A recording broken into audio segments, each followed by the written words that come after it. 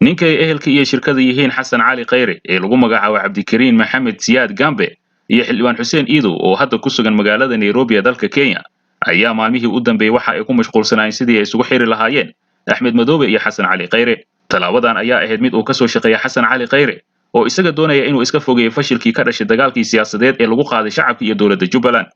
khayre ayaa u sheegay beesha caalamka iyo ganacsatada beesha ogaadeen in dhibkii ka dhacay jubbaland uu mas-uuliyaddeeda leeyahay maxamed cabdulaahi farmaajo isaga oo si beel ahaana ula dagaashan beesha ogaadeen oo hadda hayso hoggaanka jubbaland safarka cabdikariin gambe iyo xuseen iidow ayaa waxaa ka soo shaqeeyey lacagna ku bixiya xasan cali khayre xildhibaan maxamed jaamac mursal oo loo yaqaana geele oo ka soo jeeda beesha cawlyahan kana mid ahaan jiray dadka aadka ugu dhow axmed madoobe laakiin hadda ka mid noqday kooxaha uu xasan cali khayre mushaarka joogtada ah ku siiyo isla markaana uu ku adeegto ayaa waxa uu ka shaqeeyey inuu isku xiro madaxweyne axmed madoobe iyo xasan cali khayre maalinnimadii jimcaha lasoo dhaafay ee 3 bishan abriil galabnimadii ayaa xildhibaan geele oo wada ganacsada cabdikariin gambe iyo xildhibaan xuseen iidow waxa uu geeyey hoteelka uu madaxweyne axmed madoobe ka deganaa magaalada nairobi kadib markii ay in badan sugayeen axmed madoobe oo ku jira kulamo kala duwan ayaa waxa uu gambe la fariistay axmed madoobe isagoo durbadiiba taleefanka u dhiibay xasan cali khayre oo khadka ku sii jiray sida shabakada sirta media loo xaqiijiyey xasan cali khayre ayaa u sheegay axmed madoobe in uu raali ka yahay shirka dib u heshiisiinta ee ka socda magaalada nairobi